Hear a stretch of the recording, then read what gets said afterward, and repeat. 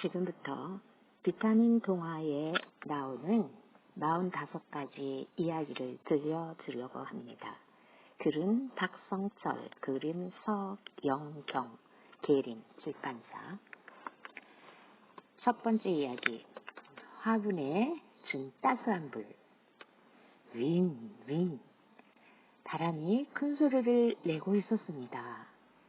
유치원생인 소라는 화분 앞에서 울고 있었어요. 이웃집 아저씨는 소라가 울고 있는 모습을 보고 다가갔어요. 소라야, 왜 울고 있니? 매일 아침 소라가 화분에 정성스럽게 물을 주곤 하는 모습을 지켜보았던 아저씨는 무슨 일이 있는지 물었습니다. 따뜻한 날씨가 계속되다가 며칠째 추운 날씨가 계속되고 있는 때라 그런지 그 꽃은 이미 시들어 있었습니다. 소라는 울면서 말했습니다. 아저씨, 어떡해요. 꽃이 죽어버렸어요. 그런데 이상한 점이 하나 있었습니다. 화분에서 뜨거운 물을 부었을 때 나오는 김이 모락모락 났습니다. 소라야, 내가 꽃에 뜨거운 물을 주었니? 네. 아저씨는 그제야 소라가 화분에 뜨거운 물을 준 것을 알게 되었습니다. 그래서 꽃이 시들어 버린 것도 알게 되었습니다. 소라야, 너 꽃에 왜 뜨거운 물을 주었니? 소라는 볼 위로 흐르는 눈물을 훔치며 이렇게 말했습니다. 며칠 동안 계속 날씨가 추웠잖아요. 그래서 꽃이 추울까봐 그랬어요. 아저씨는 소라를 꼭 안아주었습니다. 비록 꽃은 시들어버렸지만 소라의 예쁜 마음씨가 따스하게 전해졌습니다. 우리나라의 풍습 중에 독특한 것이 하나 있어요. 까치밥이라는 풍습이랍니다. 그게 뭐냐고요? 우리 조상님들은 가을에 감나무에서 감을 수확할 때 감을 모두 따버리지 않았어요. 꼭 2-3개 정도는 남겨두었죠. 먹이를 찾기 힘든 겨울날 까치가 그 감을 따먹을 수 있도록 하기 위한 우리 조상들의 따스한 배려였답니다. 요즘은 우리 조상님들의 그런 배려가 사라지고 있는 것 같아서 안타까워집니다. 나 아닌 다른 사람을 배려하는 마음, 내 것만 주장하고 내 목소리만 높이는 것이 아니라 우리 서로 함께 잘 살아가는 것, 그런 것이 우리 세상을 아름답게 만든답니다. 앞에 이야기에서는 착한 소녀가 비록 꽃을 살리지는 못했지만 꽃을 배려하는 마음처럼 여러분도 한겨울 난로 같은 따스한 마음을 가졌으면 하는 것이 선생님과 부모님의 바람이랍니다. 두 번째 이야기, 희망을 배달하는 꽃씨 아저씨. 바다 가까이 한적한 마을이 있었습니다. 박씨 아저씨는 조용한 그 시골 마을의 우체부예요. 아저씨는 시골 마을이라 자전거를 타고 우편물을 배달한답니다.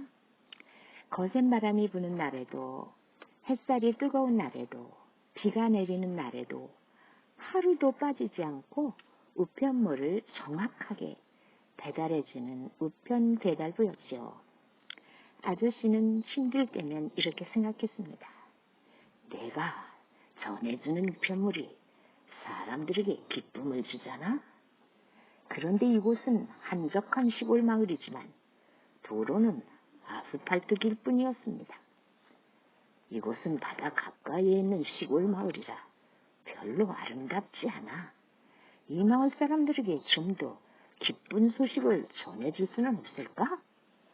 아저씨는 자전거를 타고 다니면서 늘 그런 생각을 했어요. 그러던 어느 날이었습니다. 아저씨에게 아주 좋은 생각이 떠올랐습니다.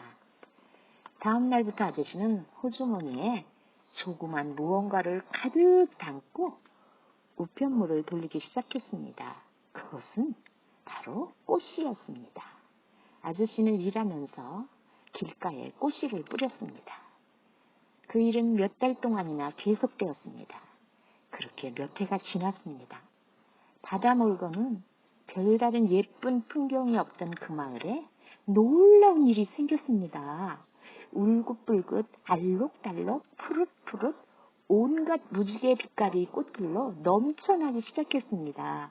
마을 사람들은 그 예쁜 모습에 감탄했습니다. 마을 사람들은 그것이 모두 우체부 아저씨 때문이라는 사실을 알게 되었습니다.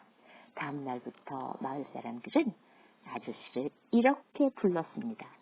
희망을 배달하는 꽃씨 아저씨라고요. 한 청소부 아저씨가 있었어요. 그 아저씨는 더러운 것을 치우는 힘든 일을 하면서도 늘 밝게 웃는 얼굴이었어요. 어느 날 한 사람이 물어보았어요.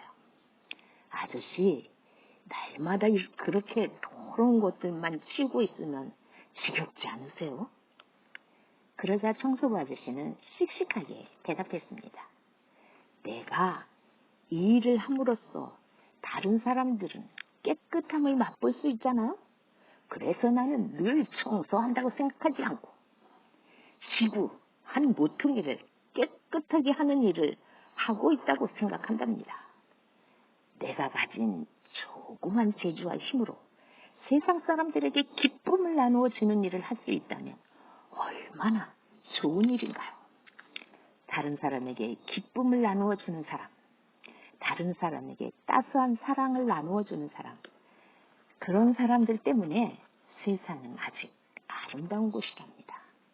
희망 배달부, 여러분도 다른 사람에게 희망을 주는 친구들이 되세요. 세 번째 이야기.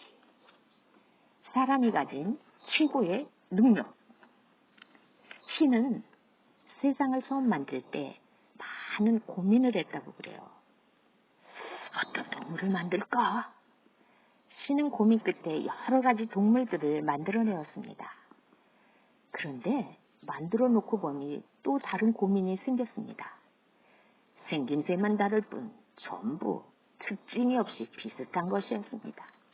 그래, 각각의 동물들에게 자신만의 재능을 하나씩 주는 거야. 사자와 호랑이에게는 용맹함을 주었습니다. 코끼리에게는 센 힘을 주었습니다. 쥐에게는 재빠름을, 물고기에게는 수영을 잘할 수 있는 지느러미를 주었고, 새들에게는 하늘 높이 오를 수 있는 날개를 주었습니다.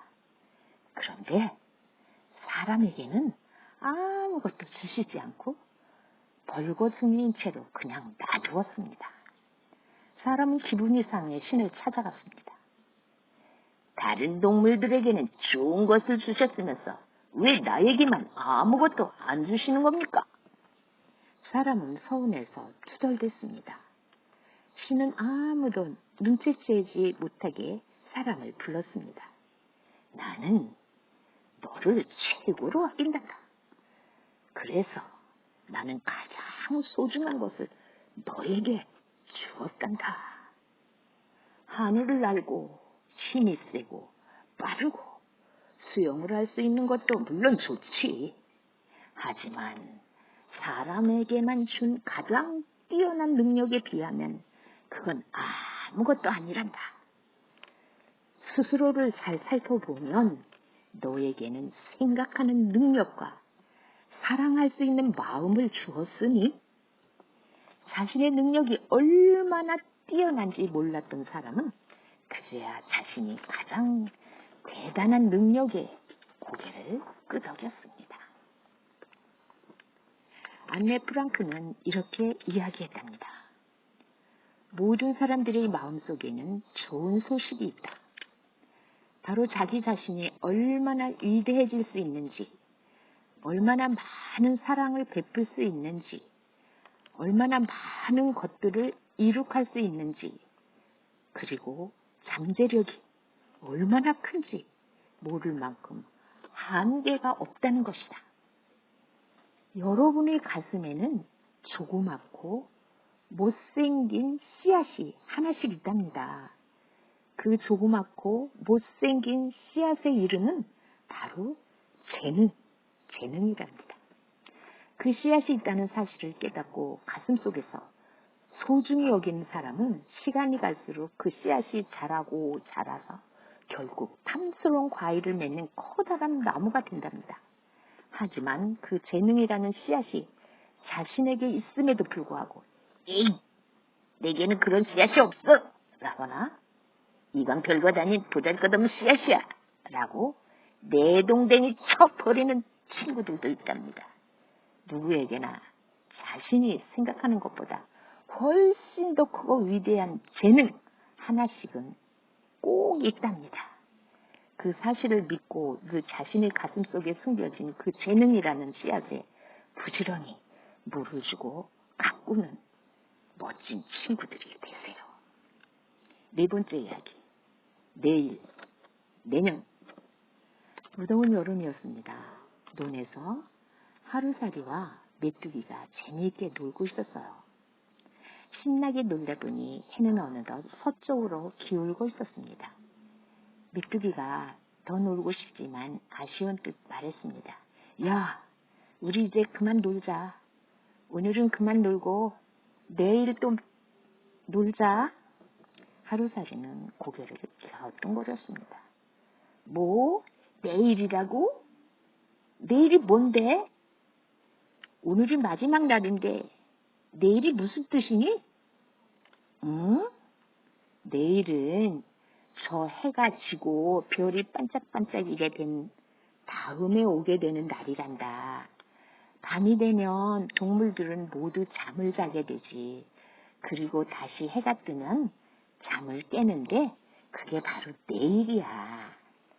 메뚜기가 열심히 내일이 어떤 날인지 설명했지만 하루살이는 도무지 이해가 되지 않았습니다. 하루살이는 딱 하루만을 살 수 있기 때문이었습니다. 다음 날이 되었습니다. 메뚜기가 아무리 하루살이를 찾아보았지만 하루살이를 만나지 못했습니다. 대신 메뚜기는 농가에서 만난 개구리를 새 친구로 만났습니다. 둘은 여름 내내 즐겁게 놀았습니다. 그러다 보니 바람이 쌀쌀해지는 가을이 찾아왔습니다. 참고 놀았지만 점점 바람이 더 차가워져 놀기가 힘들어졌습니다. 개구리가 메뚜기에게 이렇게 말했습니다. 메뚜기야, 이제 날이 추워지기 시작하니 우리 내년에 다시 만나서 놀자. 메뚜기는 머리를 갸웃거리며 물었습니다. 개구리야, 내년이 뭐야? 개구리는 메뚜기가 내년이 뭐냐고 묻는 게 이해가 되질 않았지만 친절하게 설명해 주었습니다. 조금 있으면 온 세상이 흰 눈으로 뒤덮이고 얼음이 얼게 된단다. 그러면 나는 땅속으로 들어가 겨울잠을 자게 돼. 잠에서 깨어나면 다시 따뜻한 봄이 오는데 그때가 바로 내년이야. 하지만 메뚜기는 개구리의 말을 도무지 이해할 수가 없었습니다. 개구리는 다음 해에 메뚜기를 만나볼 수가 없었답니다. 하루살이는 내일을 알지 못했고 메뚜기는 내년을 알지 못했어요. 그래서 그들은 내일과 내년을 믿지 못했지요. 하루살이는 오늘이라는 지금의 시간에 충실했고 메뚜기는 올해라는 지금의 시간에 충실했을 뿐이랍니다. 내일, 이 다음에 라는 말만을 연발하는 친구들이 많을 거예요. 하지만 내일이나 이 다음에라는 말은 아주 근사한 거짓말쟁이랍니다. 신학자인 남편과 함께 많은 글을 쓴 에디스 세퍼는 이런 말을 했대요. 삶은 매 단계마다 너무 빨리 지나가 버리고 순식간에 사라져 버리고 만다. 후회하고 말다툼하고 화를 내다 보니 얼마 있지 않으면 사라져 버릴 지금이라는 귀중한 시간을 허비하고 말았다. 지금은 그리 오래 지속되지 않는다. 마찬가지입니다. 내일이나 이 다음에라는 말만을 계속 되풀이하다 보면 여러분에게도 금방 어른이라는 시간이 찾아오게 된답니다. 그때가 되면 자신이 내일이나 이 다음에라는 핑계를 댄 것들을 후회하게 될 거예요. 지금이라는 시간을 자신의 가장 친한 친구로 만드세요. 자신이 가장 아끼는 보석 상자로 만드세요. 왜냐고요? 지금이라는 친구는 여러분에게 가장 소중한 선물을 많이 주는 친구이기 때문이죠. 5번째, 너는 무엇을 했니? 집이 무척이나 부자인 대학생이 있었어요. 그 대학생은 백화점에서 쇼핑하기가 취미였어요. 용돈을 스스로 버는 것이 아니라 부모님이 주신 많은 돈으로 쇼핑도 하고 고급 차도 몰고 다니는 것이었습니다. 대학생이 집으로 돌아가려고 주차장에서 차를 타려고 할 때였습니다. 저희를 좀 도와주세요. 벌써 몇 끼째 밥을 먹지 못했어요. 어린 소녀 하나가 3살 정도로밖에 보이지 않는 동생의 손을 잡고 다가와 구걸을 했습니다. 그 소녀는 자동차 사고로 부모님을 잃고 구걸을 하고 있다고 말했습니다. 하지만 대학생은 본체 만취하고 차를 몰고 집으로 돌아왔습니다. 집으로 돌아와서 텔레비전을 볼 때였습니다. 텔레비전에서는 연말을 맞이하여 부르 이웃 돕기 성금을 모집하고 있었습니다. 그리고 생활 보조금을 받으며 가난하게 사는 할아버지 할머니들의 사연이 소개되고 있었습니다. 아니, 세상이 왜 이렇게 불공평한 거야? 대학생은 화가 났습니다. 그래서 하나님께 따졌습니다. 하나님, 도대체 어쩌자고 세상을 이렇게 만드셨어요? 왜 아무것도 마련해 주지 않고 저렇게 할아버지, 할머니를 불쌍하게 두신 거예요? 하나님은 그 대학생이 백화점에서 쇼핑을 하면서 돈을 펑펑 쓰는 것도 보고 있었고, 불쌍한 소녀를 그냥 지나치는 것도 보고 있었고, 부르유토끼의 성금을 하나도 내지 않는 것도 보고 있었습니다. 하나님은 화가 나 이렇게 말했습니다. 뭐라고? 내가 아무것도 마련해 주지 않았다고? 돈 많은 너를 이 세상에 보내지 않았느냐? 너에게 돈을 많이 준 것은 그런 사람들을 도우라고 준 것이지. 너의 옷만 사라고 준 것이 아니란 말이야, 이 바보야. 대학생은 너무도 부끄러워 쥐구멍이라도 찾고 싶어졌습니다. 마더 테레사 수녀님을 아시나요? 마더 테레사 수녀님은 평생 가난한 사람과 병자들을 돌보신 분이랍니다. 1950년 10월에 사랑의 선교회를 설립하여 나병 환자와 고아, 가난한 사람들을 위해 사랑의 손길로 일을 하셨답니다. 평생을 인도의 캘커타라는 빈민촌에서 일하신 수녀님은 많은 사람의 존경을 받았지요. 그분에게 한 기자가 이렇게 물었다고 합니다.